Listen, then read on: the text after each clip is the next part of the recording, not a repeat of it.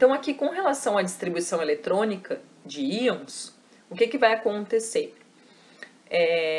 No caso dos ânions, em que está sendo recebido elétrons, olha só a diferença. Aqui está uma distribuição eletrônica do cloro neutro, como é feito normalmente, tá? Usando o diagrama de Linus-Pauling. E aqui é o cloro 1-, ganhou um elétron. O que vai acontecer? Olha só. Havia 5 elétrons na última camada, né? Aqui tem 5 elétrons. Só que a gente sabe que o subnível P suporta até 6. Então, ele ganhou 1.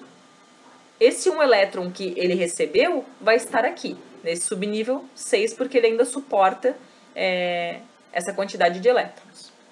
E no caso dos cátions, em que vai perder elétron, por exemplo, o sódio, ó, o sódio aqui é a distribuição eletrônica dele na forma neutra.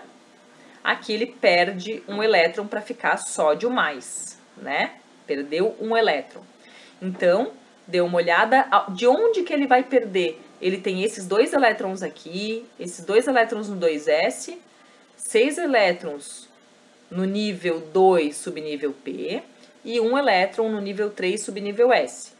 Ele sempre perde da camada de valência, pessoal, que é aquela última camada que apresenta elétrons. Então, ele perde um elétron. Qual elétron que ele vai perder? Esse aqui.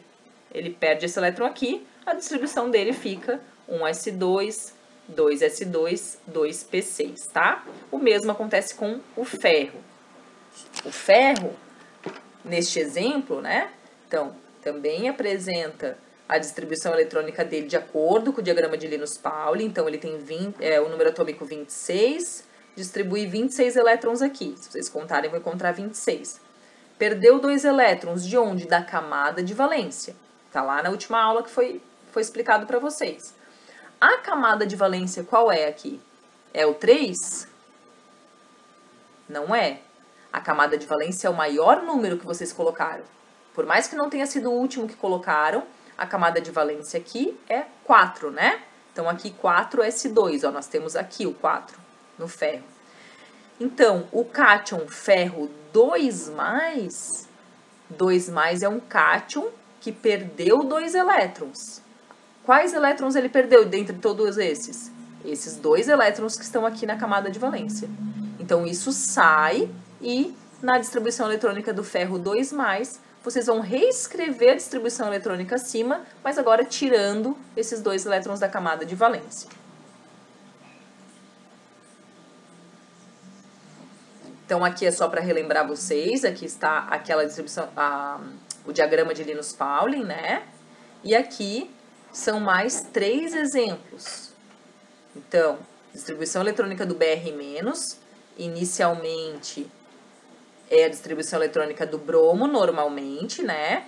Ele termina dessa forma, 4s2, 3d10, 4p5, e agora ele ganha um elétron. Aonde que ele ganha?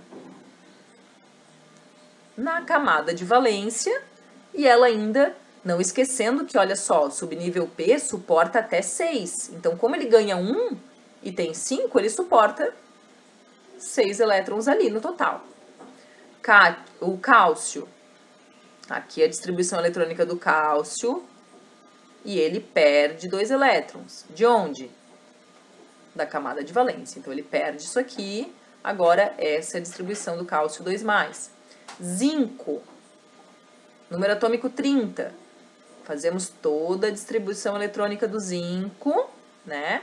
E depois, ele perdeu 2 elétrons. De onde? Mesmo exemplo que eu dei no slide anterior. Da camada de valência, que é a camada 4, o maior número.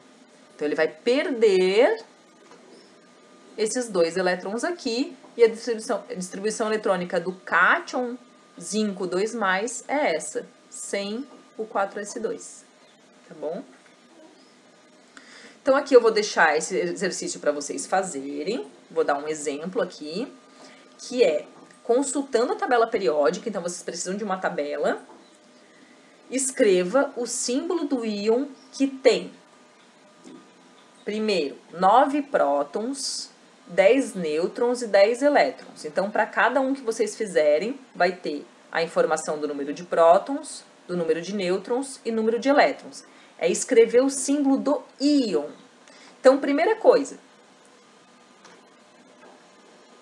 essa informação da quantidade de prótons vai me levar até a tabela periódica e eu vou poder encontrar qual é o símbolo desse elemento. Então, número de prótons é 9, consequentemente, eu preciso encontrar o elemento químico que tem o número atômico 9. Eu chego aqui na tabela periódica que vocês vão ter e eu vou saber, eu vou encontrar que ele é o flúor, símbolo F. Tá? Então, eu coloco F, é o símbolo, certo? Comecem colocando só o símbolo do elemento químico. E daí, para colocar a carga, eu vou ter que comparar a quantidade de prótons e de elétrons. Aqui, ó, ele tem 9 prótons e 10 elétrons. Lembre-se que os elétrons, carga negativa, e prótons, positiva.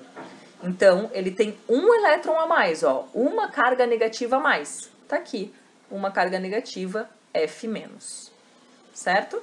Então, é assim que vocês vão estar fazendo o B, o C e o D, esse mesmo caminho.